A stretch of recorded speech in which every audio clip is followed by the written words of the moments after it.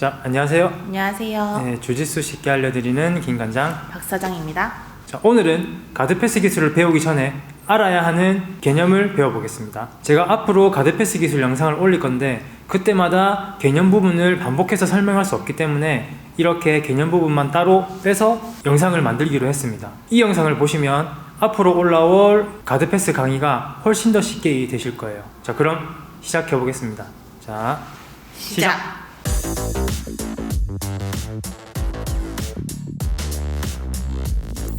자, 먼저 가드패스를 왜 해야 되는가? 자, 주짓수는 상대방에게 탭을 받아내기 위한 움직임입니다. 그래서 상대방 상체로 가서 여기서부터 공격을 이어나가시면 됩니다. 자, 물론 상대방 상체를 제압하지 않고 여기서 바로 서브미션을 시도하는 경우가 있지만 성공률도 낮고 그 다음에 내가 감수해야 될 리스크도 너무 큽니다.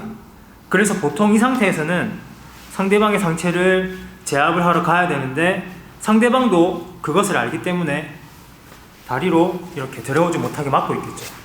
그래서 우리는 이 막고 있는 이 가드를 지나서 상대방 상체를 제압을 하러 가야 됩니다. 그래서 이 다리를 지나서 상대방의 상체를 제압을 하고 3초를 유지를 했을 때 저한테 3점을 주게 됩니다. 자, 점수는 나중에 제가 점수 체계를 따로 영상을 올릴 예정이니까 지금은 그냥 참고만 하시고, 자, 그래서 상대방에게 탭을 받기 위해서라든지 아니면 점수를 얻기 위해서라도 가드 패스를 해야 됩니다.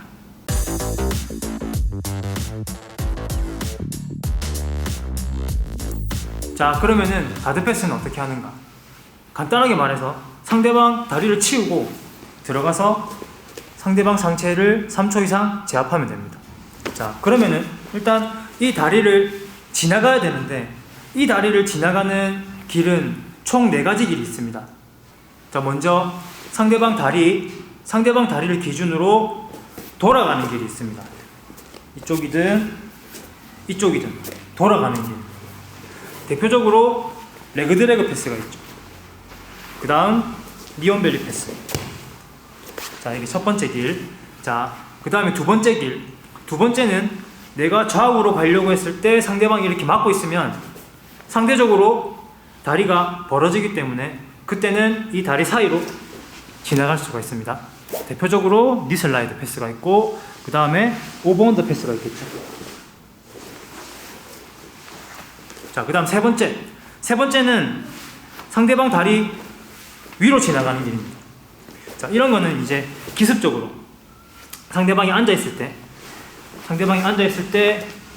기습적으로 들어가서 패스를 하든지 아니면은 싱글렉 엑스가드가 잡혀있을 때 이 다리를 뒤로 던져버리고 바로 앉아버려서 이렇게 패스할 수도 있겠죠.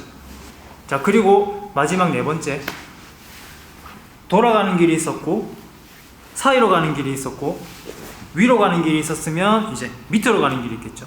대표적으로 더블 언더 패스. 이렇게 총 4가지 길이 있습니다. 그래서 그 4가지 길 중에 열려있는 길로 가시면 되고 그 길이 막혔을 때는 다른 길로 찾아가시면 됩니다. 자, 그래서 한 가지 패스에만 고집하지 말고 혹시 내가 가는 길을 상대가 막고 있다면 다른 길은 없는지 한번 꼭 찾는 연습을 하셔야 돼요.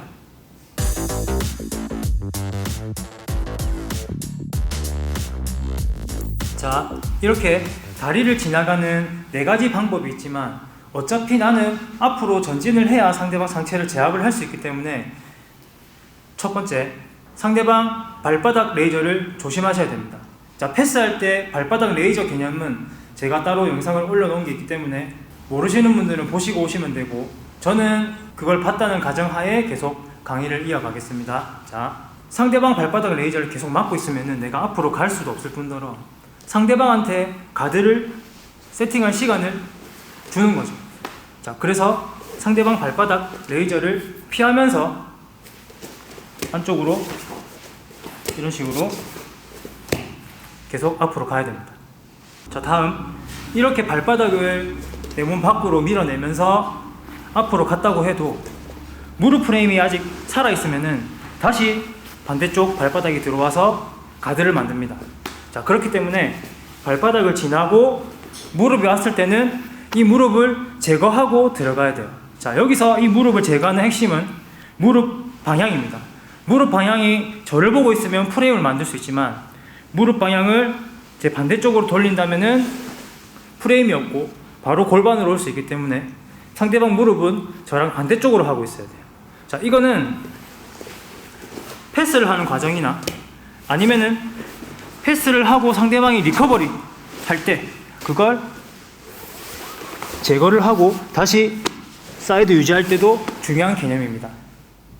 자, 다음 발바닥을 지나고 무릎도 제거하고 여기서는 이제 골반을 컨트롤 해야 됩니다. 자, 골반을 컨트롤 하지 않으면은 내가 다리를 지나왔다고 해도 상대방이 골반을 들어서 이런 식으로 다시 리커버리 할 수도 있고 아니면은 골반을 들어서 이렇게 다리를 돌려 빼서 저를 클로즈 가드로 만들 수도 있습니다. 자, 그래서 상대방 발바닥을 지나고 무릎을 돌려놨으면은 골반을 컨트롤 해야 돼요. 자, 해보세요.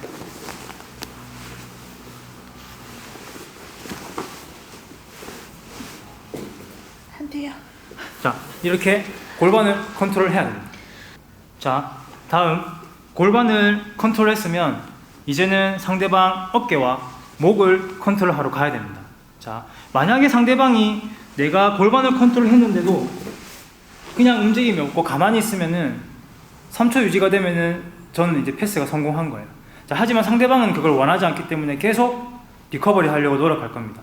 그래서 골반을 컨트롤하고 목을 컨트롤하지 않으면은 상대방은 일어날 수가 있어요. 그 다음에 계속 도망갑니다. 자, 이렇게 다시 가드를 만들 수도 있고 아니면 이 사람은 점수를 잃지 않기 위해서 제가 골반을 딱 제압했을 때 바로 이런 식으로 터틀로 갈 수도 있겠죠. 자, 그래서 발바닥을 지나고 무릎을 제거하고 골반을 컨트롤했으면은 바로 목을 컨트롤하러 가야 됩니다. 그래서 상대방이 저쪽으로 돌지도 못하고 나 쪽으로 돌지도 못하고 그 다음에 일어나려고 해도 일어날 수도 없고 이 상태로 만들어 놔야 됩니다. 자, 이렇게 되면 가드 패스가 완성이 됩니다. 자, 물론 모든 가드 패스가 이 순서를 차례대로 따라가지는 않습니다.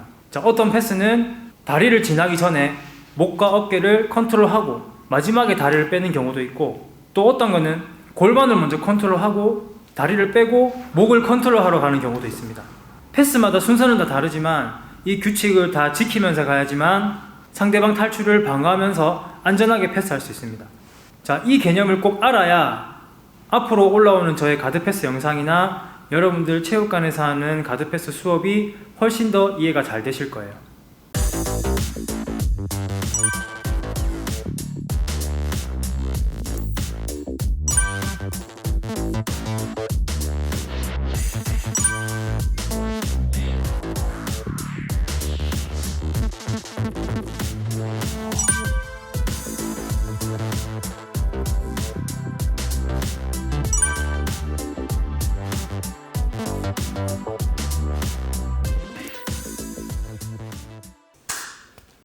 자, 가드 패스 개념에 대해서 한번 배워봤습니다. 앞으로 오늘 배운 가드 패스 개념을 바탕으로 강의를 계속 올려드릴게요. 패스마다 무릎을 지나가는 방법, 그리고 골반을 컨트롤하는 방법, 목을 제압하러 가는 방법이 다 다르기 때문에 개념만 알고 있다면 쉽게 이해하실 수 있을 거예요. 오늘 영상은 여기까지 하고 앞으로 올릴 패스 강의도 많이 기대해 주십시오. 자, 수고하셨습니다. 수고하셨습니다. 오스. 오스.